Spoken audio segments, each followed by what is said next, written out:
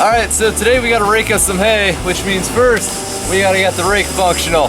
Problem is it's got 2 flat tires and the drive shaft on it. Let's just say it's seen better days.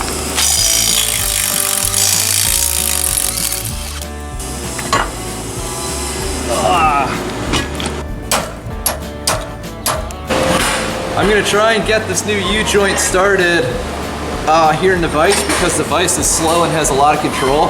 And then once I know that everything's lined up so we're not gonna be pushing against those little needle bearings, then we'll shove in the press. And I think that moment is now.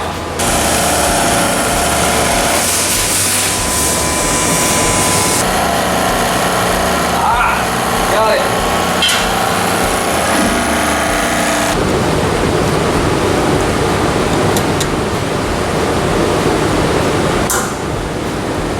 This old rake's got a new lease on life. And you know, I don't consider myself lazy, but there's some things I won't mess with. For example, changing tires.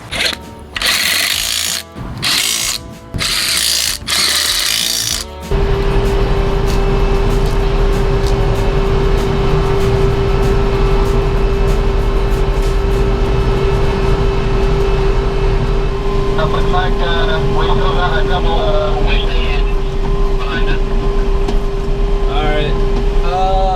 I let them through, but we're not really having a surplus of places to pull off up here.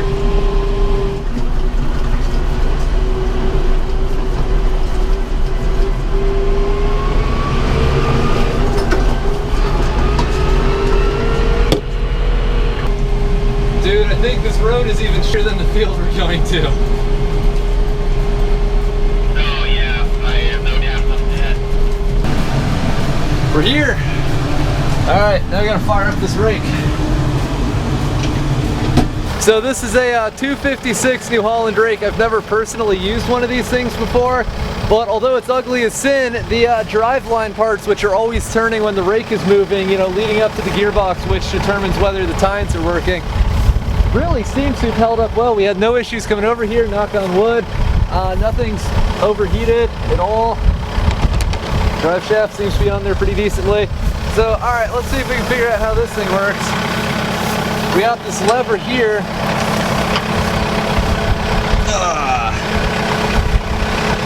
It's all bent and rusty and crappy. Alright, so now we move that down, takes the tension off of this cable, which should allow that drive shaft to engage.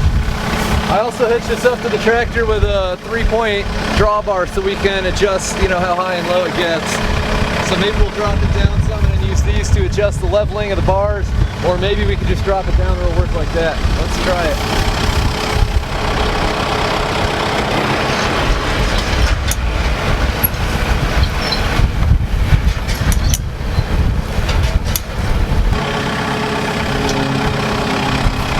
Yeah, let's lower these things here a little bit.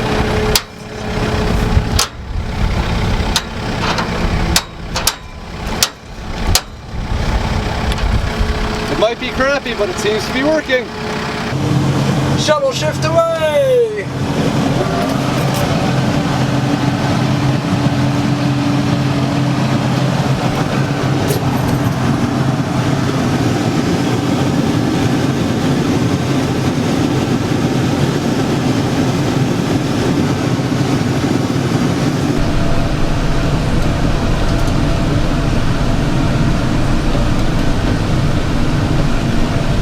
Hey, here's all the friggin' anthills that I hit yesterday. But every time you hit one of those with a mower like the one I've got, you hear and you turn around and there's just a cloud of smoke, or of dust rather. I'm like, get wrecked, ants! I hate ants.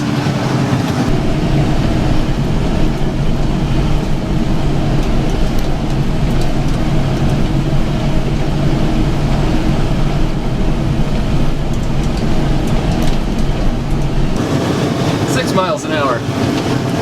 Still working.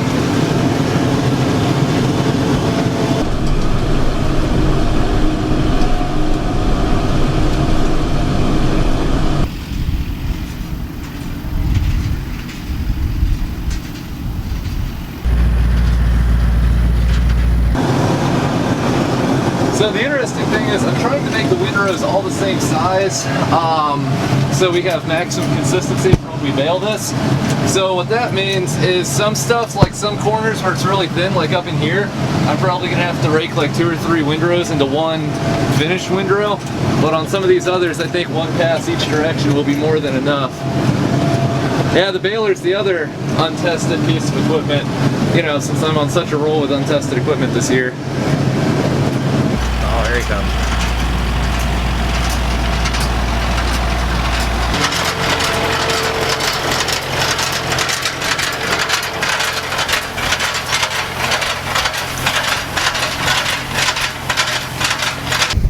Well, would you just look at this? Just look at it.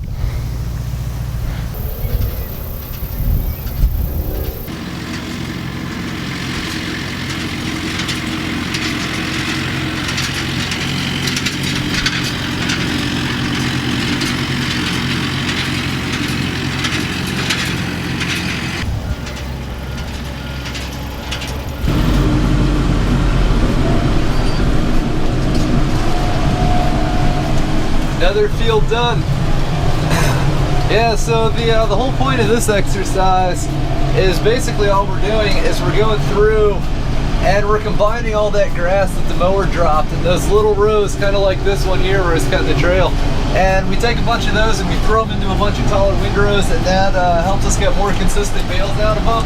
And it also saves a lot of time because we can't bale nearly as fast as we can drive through here, rake or mow. So if we can condense 5 rows into one, for instance, then it translates to a much reduced time actually spent in the field. So yeah, I think we're done raking unless I forgot something up in the corner of this field. And oh, I wish there was a trail back here. And I gotta say, I'm pleasantly surprised with the old 256 roll-a-bar. I really had my doubts about that thing, but it appears to have survived its first day, and hopefully it can survive the trip back home.